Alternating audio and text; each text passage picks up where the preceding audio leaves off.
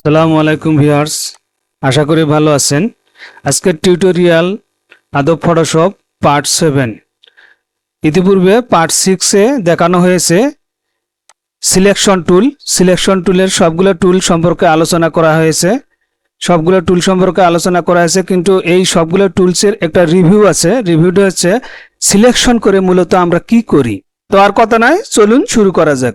Welcome to back. Hello viewers, এখানে যে selection টুলগুলো আছে, আমি যে কোনো একটা সিলেকশন টুল দ্বারা আপনাদের দেখাচ্ছি। বিশেষ করে আমি ম্যাজিক ওয়ান টুল দেখাচ্ছি আপনাদের শর্টকাট শেখানোর জন্য, জাস্ট সিলেক্ট করার জন্য। আমি ম্যাজিক টুলে ক্লিক করলাম। ক্লিক করার পরে এখানে যে ছবিটা আছে, এই ছবির সাদা অংশে আমি ক্লিক করলাম। সাদা অংশে ক্লিক করার পরে দেখুন এখানে কিন্তু সাইডে চলে গেছে। এখানে কারণ হচ্ছে এই যে এখানে যে লেয়ারটা আছে, এই লেয়ারটা সিলেক্ট করা আছে বলে কিন্তু সাইডে চলে গেছে। আমি এই লেয়ারটাকে ডিলিট করে দিলাম। এখন ছবিটাকে সিলেক্ট করা আছে। এখন আমি কন্ট্রোল ডি দ্বারা ডিসিলেক্ট করলাম। এখন এই ম্যাজিক ওয়ান টুল দ্বারা আমি এখানে একটা সিলেক্ট করলাম। দেখুন এখন শুধু এতটুকু জায়গার মধ্যে সিলেক্ট হয়েছে, এই সাইডটা সিলেক্ট হয় নাই। এখন এই সাইডটা সিলেক্ট করার জন্য আপনি যদি এখানে শিপ আছে, এই শিপ ধরে যদি মাউস ক্লিক করেন তাহলে কিন্তু এখানে সিলেক্ট হবে। ধরুন আমি এখানে কিন্তু শিপ চাপতেছি, আপনি খেয়াল করুন। শিপ চাপতেছি, দেখেন শিপ চাপার সাথে কিন্তু এখানে চলে এসেছে। আবার শিপ চাপলাম, লাভ দিয়ে কিন্তু এবার আসতেছে। অথবা যদি আমি এখানে ক্লিক করার পর যদি এখানে ক্লিক করি তাহলেও কিন্তু হয়ে যাবে। অথবা আমি যদি এখানে সিলেক্ট করা আছে, আমি যদি শিপ ধরে এখানে সিলেক্ট করি তাহলেও কিন্তু হয়ে যাবে। মানে এই সাইডটা ডান সাইডটা সিলেক্ট হয়ে যাবে। এখন আমি এক সাইড ধরুন সিলেক্ট করলাম। এক সাইড সিলেক্ট করার পরে এখানে ব্যাকগ্রাউন্ডে আমি এখানে চেঞ্জ করে দেব। এখানে সাদা বা হোয়াইট ব্যাকগ্রাউন্ড আছে, আমি ব্যাকগ্রাউন্ডটাকে অন্য কোনো একটা ব্যাকগ্রাউন্ডে পরিণত করব। সেক্ষেত্রে অবশ্যই প্রতিটি কাজে একটা করে লেয়ার লাগবে। যে কাজ করবেন এখানে একটা করে লেয়ার নিতে হবে। তাই এই যে প্লাস চিহ্নটা আছে এখানে, ক্রিয়েট নিউ লেয়ার, এখানে একটা ক্লিক করবেন। ক্লিক করার পরে সিলেক্ট আছে, এই জায়গাটা সিলেক্ট থাকা অবস্থায় আমি এই জায়গাতে সিলেক্ট রাখবো। নিউ ব্যাকগ্রাউন্ড নিউ লেয়ারে সিলেক্ট করবো। সিলেক্ট করা অবস্থায় আমি কন্ট্রোল ব্যাক স্পেস দিলাম। দেখুন কন্ট্রোল ব্যাক স্পেস দেওয়াতে নিচের দিকে যে সেট ব্যাকগ্রাউন্ড কালার আছে, এই ব্যাকগ্রাউন্ড কালারটা কিন্তু আসছে। আমি যদি alt plus backspace click করি তাহলে কিন্তু ফরগ্রাউন্ড কালারটা আসবে। যেমন আমি অল্টার প্লাস ব্যাক স্পেস নিয়ে দিলাম, দেখুন ফরগ্রাউন্ড কালারটা চলে আসলো। এখন আমি সম্পূর্ণটাকে ডিসিলেক্ট করতেছি। কন্ট্রোল জেড দ্বারা ব্যাগে গেলাম এবং আমি এখানে শিপ দ্বারা সিলেক্ট করলাম। এখন কিন্তু এখানে হয় না, এই জায়গায় সিলেক্ট করতে হবে। আমি কন্ট্রোল ডি দ্বারা আবার ব্যাক গেলাম। ছবিটা সিলেক্ট থাকা অবস্থায় আমি এখানে সিলেক্ট করলাম এবং শিপ ধরে এই পাশে সিলেক্ট করলাম।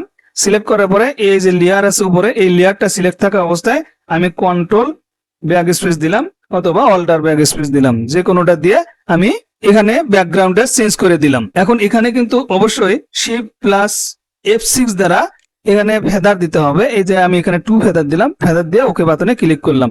এরপরে আমি কন্ট্রোল ডি দ্বারা ডিসিলেক্ট করলাম। দেখুন ব্যাকগ্রাউন্ডে চেঞ্জ হয়ে গেল।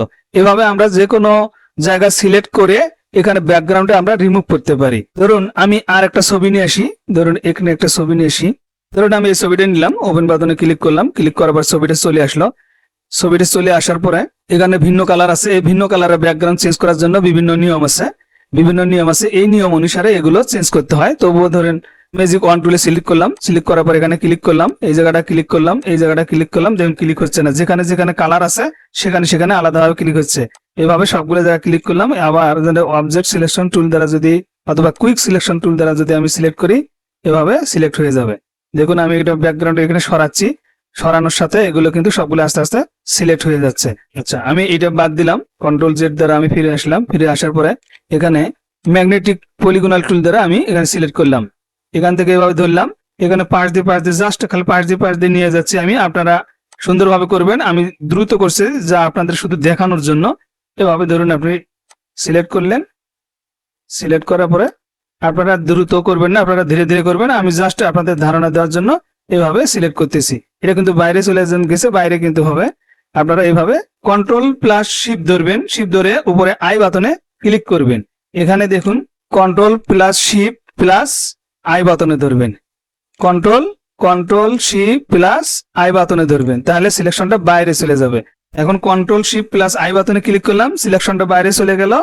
এখানে আরেকটা বিষয় আছে, এই যে তালাটা খুলে নিতে হবে। এখানে আরেকটা লেয়ার নিতে হবে, অর্থাৎ এই লেয়ারটা ধরে এখানে প্লাস চিহ্নতে দিলেন, আরেকটা লেয়ার হয়ে গেল। এখন যেহেতু বাইরে সিলেকশন আছে, আমি এখন ডিলিট বাটনে ক্লিক করলাম, ডিলিট হয়ে গেল। এখন এই যে চোখটা আমি অফ করে দিলাম, ব্যাকগ্রাউন্ডে চলে গেল।